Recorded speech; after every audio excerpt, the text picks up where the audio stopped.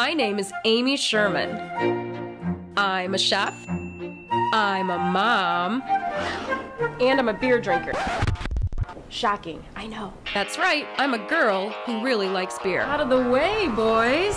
What are we drinking? I mean, why wouldn't I drink beer? As a chef, I love the variety of local ingredients, and I appreciate what it takes to create a great beer. In fact, I've been a home brewer for years.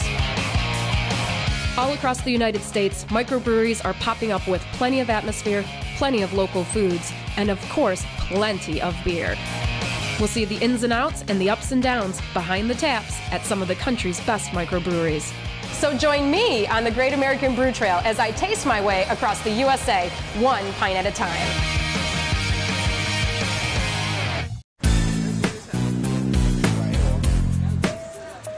From peaceful northern Michigan to the hustle of one of the state's most progressive cities, we've come to Ann Arbor.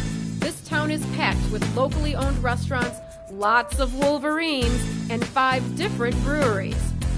Artisan brewer Jolly Pumpkin has 3 different locations, one in Dexter, Michigan, one back up north in Traverse City, and their signature pub in downtown Ann Arbor. I'm here in Dexter at Jolly Pumpkin's production facility with owner Ron. Hello! Thanks for coming out. You are not only the owner, you're also the head brewer, correct? That's right. Do you have any other weird titles in your pocket? Chief Squeegee Operator is probably my favorite, but I also go by General Mischief Maker. I like it. I like what you said about squeegee, because brewing seems like a glamorous job. Is it? No, it's not. It's actually a very difficult job. It's very physical in a small brewery like this, and it's really a lot of cleaning. It's like you're a beer janitor. You're cleaning up after the yeast. You're cleaning up after every step of the process. So a friend of mine who's the lead brewer for Maui Brewing Company and I, we joke a lot. We send each other a lot of texts. He says I need to start a Twitter called What Ron Cleans. But your beer is very special. Tell me about what you're doing here. Well, everything we do here at Jolly Pumpkin, we age in oak. We have a lot of these smaller oak barrels, some larger oak guns that you can see in the back. And every single beer. Every single Jolly Pumpkin beer is aged in oak for varying lengths of time, some up to over a year in oak before we blend them. So what we do, I call it wild ale or sour ale. There's actually some contention in the brewing industry now about the term sour and does it apply to our beer and what should we really be calling it. My beer is sour. It's soured from wild yeast, naturally occurring wild yeast. It's in the air all around and souring bacteria. Lactobacillus, the same thing that makes yogurt, essentially. If you're unfamiliar with this sour beer style, you might want to head down to JP, where they're making this into an art form that fits into the artisanal and local style that's all Ann Arbor. You can expect just about everything. You can expect friendly service from people that care about you. You can expect great food, of course, great beer. We also have great wines and great spirits that we make ourselves. You can pretty much expect the best dining experience in Ann Arbor. They can expect a fantastic environment. I mean, just once you walk right into the door, it's just unlike any other place you've been to. Well, the food is great, as you can see, and the service is superb. Their food is fantastic, especially their pizzas. I like their specials. I try them quite often, and I like the fact that they use local and organic produce as much as possible. I love the atmosphere. That was my main thing. And then What about the atmosphere? It's very welcoming. Like, you want to come in, you don't feel like you have to get overdressed for this place. You can just enjoy it with friends. The beers are pretty good. I like the amber ale. It's got a good flavor to it. The beer is fantastic. Which beer did you have? I had the BAM beer, which is their signature beer, I guess. I'm not too familiar with beer, but when I do have it, I mean, like, this is unusual. Like, where I come from, they drink like a lot of Bud and just kind of like your generic types of beer. So once you get something like this, which is just very flavorful, it's much, much better. We got the IPA, so I don't know. It's actually my first time having IPA, so I can't really tell you what. Well, you know, an IPA is kind of a little bit bitter. And what did it surprise you about? It did, actually. The first sip, I didn't know if I'd like it, but it's growing on me. It was really good. I mean, I'm usually not the biggest, craft drinker. I know a couple of beers, but so far I've liked it a lot. I think it's the care and the attention to detail that we have. We live in a town where people are conscious and care about the food that they eat and the beers that they drink. They have good palates, and we provide those things for them. We have food that we can guarantee is coming as local and fresh as possible. Whatever the definition, sour beer is a taste sensation. I was a professional brewer for years before starting Jolly Pumpkin, and I brewed for other people. Well, what made you decide to do this? What turns you on about this kind of beer, this style of beer? The flavor. I'm absolutely intrigued and in love with the flavors that you can create with the souring bacteria, the wild yeast. They create this huge spectrum of flavor that normal brewing yeast just don't produce. Normal brewing yeast do a phenomenal job at a lot of different styles, as you said. We have a primary fermentation in steel with regular brewing yeast before it goes into the oak, and fantastic beers. I love IPAs, fantastic beers. But what happens in here is magic, and that's what really attracts me to it. What's not to love at Williams Kitchen and Bath? Do you always find yourself looking for more cabinet space? Does it feel like you need more room for all the chefs in your house? If so, it's time to visit Williams Kitchen and Bath. Williams offers the best selection from top cabinet makers. Stop in today and experience the Williams difference. What's not to love at Williams Kitchen and Bath? Ann Arbor is a town that loves food, and Jolly Pumpkin doesn't disappoint. Chef Maggie has created a menu that fits all of Ann Arbor's buzzwords: local, organic, and absolutely delicious.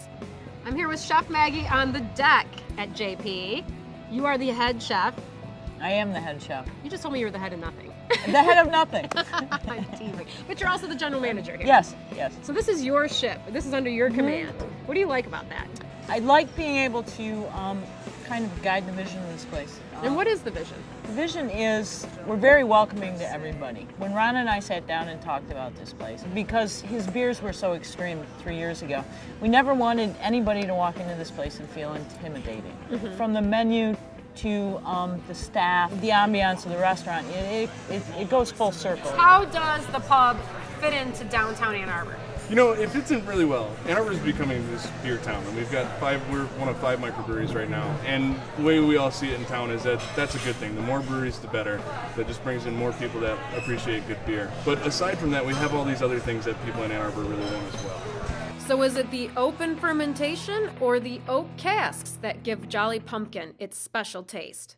Open fermentation doesn't make the beer sour. A lot of breweries, even here in Michigan, there are other breweries making non-sour beer that have open fermentation. Mm-hmm. Open fermentation is great for harvesting yeast. You get very fresh yeast off the top that you can then repitch, so it's great for that. It's great for ester development, these fruit notes that we get in the beer. Open fermentation is great for that. But it's really in the oak, again, where that magic happens. And how do we control that? We really can't. We have time, and we monitor them as they go, and when it's time to package a beer, that's when it gets packaged. You can't wait. Well, what's your take on a sour beer? My take on a sour beer is absolute brilliance. I drink only sours now. You're a complete convert. I am a complete convert. We do a lot of blending, and our beers are very consistent. A lot of people say, well, but I had batch 17 of La Roja, and then I had batch 22 of La Roja, and they were different. Well, what people have to remember is that we bottle condition our beer, so there's live wild yeast and live brewing yeast in every bottle, so they change and they mature with time. And when Ron's got time and the space out there, he'll just brew, whatever he feels like, and it's always just good. Once you try Jolly Pumpkin's beer, you'll be a sour beer convert too. And once you've had a sour with their food, you'll be a regular. You know, it's a little harder, so what we did with the menu is I kind of look at all the sours that we have and stuff that's coming in, and you kind of have to, because everybody's tastes are so individual around here, that you have to look at the menu as a whole. All the sours go well with everything that we've got on the menu. In Ann Arbor, people are conscious. People care about where their food comes from. They care about what they put into their bodies.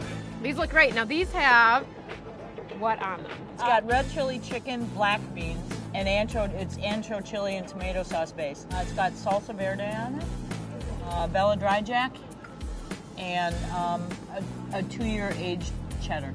Nice.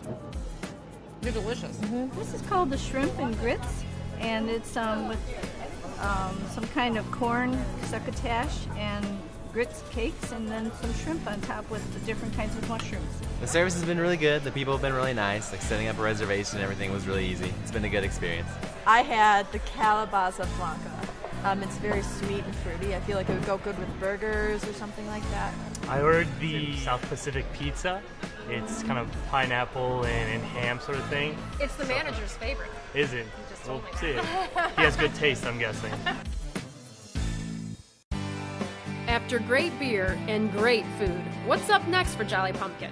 When I talk to my brewery owner friends, we have these brewery owner friendships, and so, you know, we're all around talking about business, and I say, yeah, I've got this idea for this brewery. It's called Golden Manatee, and all it does is gluten-free beer, and this, that, and the other thing. They're like, what? You already have a brewery. And my other famous line that I say all the time is like, when I retire, I'm going to open a little brewery. It's just going to be a little brewery, and I'm going to make beer. And you already have a little brewery and make beer. What is your problem? So put these pubs on your list and join me next time on the Great American Brew Trail as I taste my way across the USA, one pint at a time.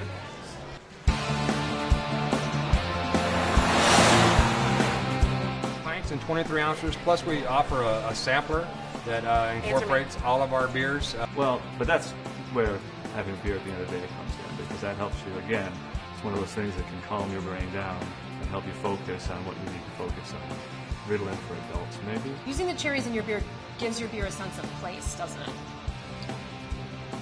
Yes? Yes. The correct response is yes. Let's try that again. Senior member of the guild. You didn't take Spanish, did you? Spanish?